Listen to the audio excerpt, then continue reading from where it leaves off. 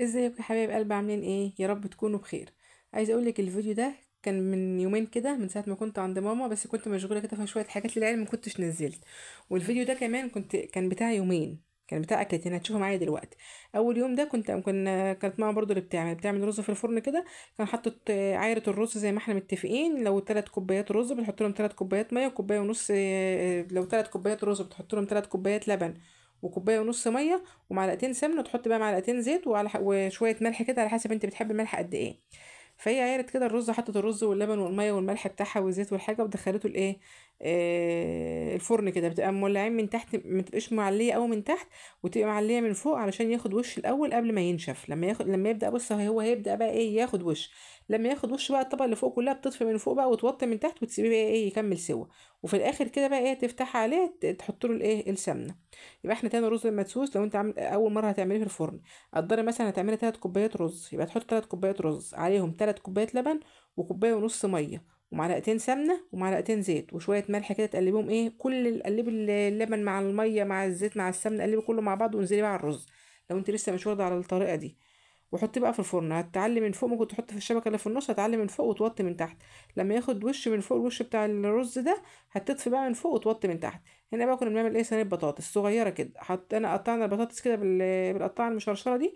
وجبت هنا ده كيس طماطم من اللي انا مسبكاه، من اللي ماما مسبكاه. احنا بنعمل نفس الطريقه يعني. حطيت عليه مكعب مرقه دجاج، وحطيت عليه شويه ملح وفلفل وقرفه، ومعلقتين الزيت اللي انتوا شفتيهم. وحطيت يعني قد فصين 3 توم كده، تحطهم كده في الصلصه. يبقى انا حطيت، ممكن ما تحطوش مكعب مرقه الدجاج عادي، تحط بس الطماطم اللي انت تعمليها، وشويه ملح وفلفل وشويه قرفه مع البطاطس، بتبقى حلوه. وقد فصين 3 توم كده. عايزه تحط بقى بصل، عايزه تحط فلفل حلقات يعني، بصل حلقات، فلفل حلقات، طماطم، اللي بتحبيه في صينيه البطاطس. اي حاجه بتحبها في صينيه البطاطس حطيها. دي كانت التوم، كنت فتحت كده الكيس، هي حطاه في اكياس كده. يعني هي عامله كل معلقه في كيس، يعني مثلا كل معلقه من بتاعه الاكل دي حطها في كيس في التلاجة كده. دايما ما بترضاش تعمل في برطمانات، بتقول انا بخاف اطلع البرطمان وانساه بره. هي كده يعني. انا بحط عندي في برطمان واحط في الفريزر. لا، هي بتخاف، بتقول لك لا بخاف اطلع البرطمان وانساه بره فيبوظ. فهي عامله ايه، على قد الاكياس كده. فانت بقى لو عايزه الكيس كله، هو الكيس مثلا على قد معلقه، شوف بقى انت محتاجه مثلا قد ايه. مثلا بتاخد نص الكيس، الكيس كله، على حسب بقى الحاجه اللي هي بتعمل. حطيت كده الحاجه اللي احنا عملناها على صينيه البطاطس كده، واحطها ايه على النار. انا كنت بعمل في صينيه صغيره حاجات صغيره، ليه؟ عشان احنا ما كناش هناكل الاكل ده في اليوم ده. يعني احنا في جزء احنا كنا هناكل رنجه وفسيخ وسردين. بس في اتنين كده في الاكل، في اتنين تلاته كده في الاكل مش بياكلوا الحاجات دي. ما كنت انا بقى واخواتي كنا كلنا موجودين.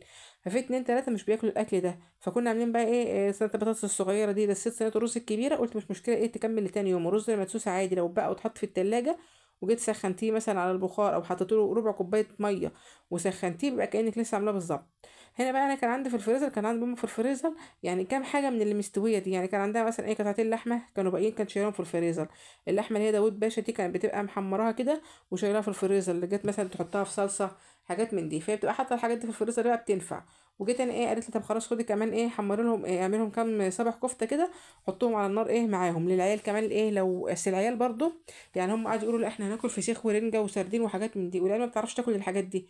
فقلنا خلاص ايه، هنضحك عليهم ساعه الاكل كانهم بياكلوا معانا، وبعد شويه كده نبقى ايه، نعمل لهم مثلا كل واحد في سندوتش مثلا سبع كفته ولا اي حاجه من دي. قالت لي لا ما تسيبيش العيال يبقوا هياكلوا كده بس.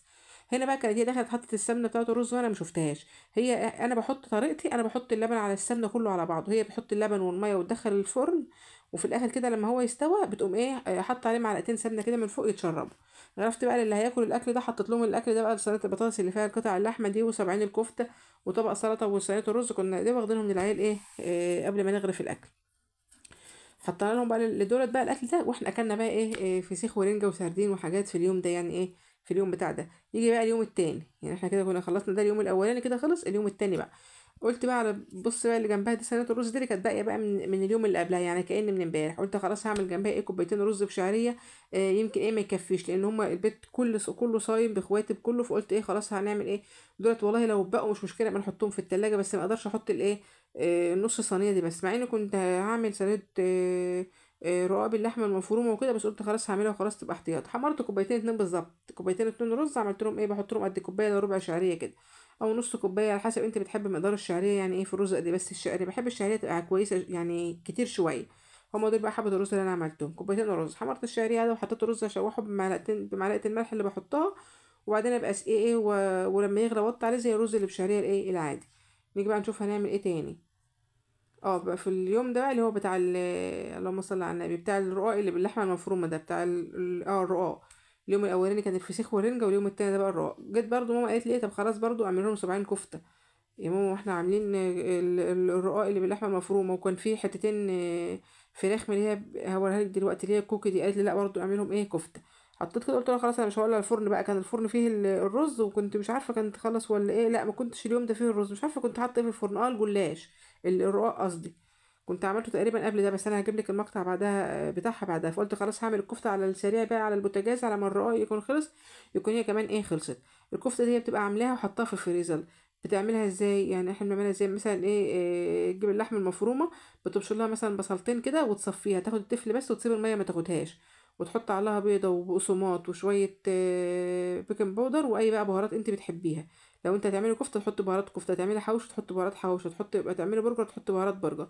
انما هي الاساس بتاعنا اللحمه المفرومه، تحط عليها بصل بس تبشريه وتشيلي الميه ما تاخدهاش، وحبه بقسماط وبيضايه، وتحط شويه بيكنج باودر كده والبهارات بقى اللي انت بتحبيها، وبتقلبها بقى. هي بتصبع بقى، بتحط شويه كفته في الفريزر، بتحط شويه داوود باشا زي اللي انا وريتها لك دي، بتحط شويه بقى من غير حاجه خالص عشان لو عملته محوشي، بتحط شويه برجر عشان يعني ايه تبقى الحاجه سهله قدامنا. وفي يوم زي ده مثلا عامله كذا حاجه في اليوم ده، كذا حاجه بس كل حاجه يعتبر جاهزه.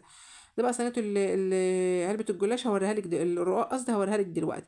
الرقاق الناشف ده بنحط في ارضيه الصينيه معلقتين سمنه كده، واول طبقه ما بحطش فيها حاجه يعني ما بدهنهاش حاجه. اول طبقه في الرقاق ده ما بدهنهاش حاجه، بحط معلقتين السمنه بس واحط فوقها ورقه كده ناشفه. وبعدين اللي هناك دي شوربه، دي كانت شوربه كانت من اللحمه اللي احنا عاملينها قبلها بيوم، وكنا حاطين الشوربه دي في التلاجة. شوربه حمراء بقى شوربه بيضاء عادي اللي عندك، بتحط كده على الورقه، بتحط لها على معلقتين ثلاثه كده شوربه، وبين كل مثلا ايه ورقتين من الرقاق ده زي الجلاش. اقول لك دي العلبه بتاعت الرقاق. بتحط ايه معلقتين سمنه كده، معلقتين سمنه، معلقتين قشطه، إيه اللي عندك انت بقى. بتحط السمنه والقشطه والحاجات دي على حسب انت بتحبيه بقى ايه الدسامه بتاعته قد ايه. شوف بقى انت بتحبي ايه. دي بقى اللحمه اللي كنا بتبقى متعصجه عادي ببصل وفلفل، لحمه متعصجه عادي زي احنا عصجنا اللحمه قبل كده كذا مره مع بعض. هي برضو كانت شايلاها في الفريزر متعصجه كده. بصلتين عادي بتشوحهم كده على النار، يا دوب بس ما يصفروش، يا دوب بس تشويحتين كده وتنزل عليهم باللحمه. وبعدين لما بتستوي خالص بتنزل عليهم بقرنين فلفل كده عشان يفضل لونهم ايه اخضر فيها زي ما انت شايفه اللون الاخضر كده. يعني احنا طالعينها دي من الفريزر اللون الاخضر فيها زي ما هو. هتكملي بقى الطبقه التانية زي الجلاش بالظبط، بس انا الجلاش انت عامله انت عارفه خريطه التوريق اللي انا بعمله. انما الرقاق ده لازم تعمله ايه تسقسقيه كده في شوربه او في لبن. في ناس بتعمل بدل الخطوه بتاعه الشوربه دي لبن، تعمل كده بمعلقه كده او بكبشه صغيره كده فوق الورقه لبن كده زي ما احنا بنعمل السمن. وبين برضو كل رقتين كده مثلا ولا حاجه بتحط معلقتين سمنه كده. وفي الاخر بقى احط معلقتين السمنه الباقيين عندك قشطه حطيها. احنا في اليوم ده كنا بنخبز الرقاق الفلاحي بتاعنا ده، وكان في كميه قشطه انا شلتها من الفريزر حطيتها كلها في العجين. قالت لي ما سبتناش معلقتين حتى نحطها على الجلاش، لا قلت لها لا ما حدش قال. وفي الاخر حط كده تحط كبشه شوربه في الاخر او اتنين على حسب، احنا بنحط حبه صغيرين لان احنا بنحبه مقرمش شويه. لو انت بتحبيه في سن الطراوه شويه بيزودي كميه الشوربه اللي انت حطيتها على الوش. لو معلقتين قشطه برضو هيبقى احسن، وتدخليه بقى الفرن.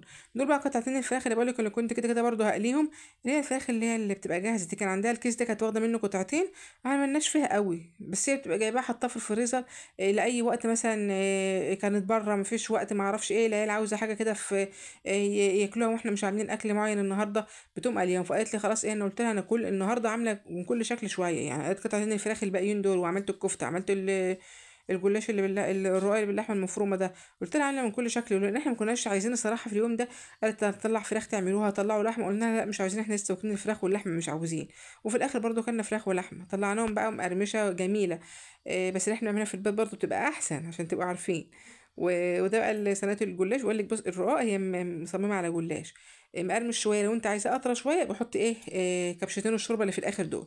غرفت بقى الرز بشعريه وغرفت الرز الابيض، والله كان كتير جدا ورجع بقى اكتر من نصه. بس قلت خلاص مش مشكله عشان اللي صايمين دول ما بقاش حطيت اي قطعه وخلاص. حطيت هنا كل قطعتين جلاش رقاق مثلا جنبهم قطعتين كفته كده. وحطيت الفراخ دي والرز ده والرز ده، وكان في فول نابت كانت عاملاه برضو طلعته سخنته. كان في حاجات كتير قوي في اليوم ده اشكال. بقول لها انا عامله كذا شكل كذا شكل. قالت لي بقى مش مشكله كل واحد بيحب حاجه. البنت اللي بتحب الفول اللي هو النابت ده بقول لكم على طريقته. قالت لي طلعوه سخنوه، انا كنت عاملاه كنت شايلاه في الفريزر عشان لما رماس تيجي. وحطينا بقى الاكل ده، يلا بالهنا والشفا، كل واحد بقى اللي كان على هواه حاجه اكلها، يلا بقى مش مشكله.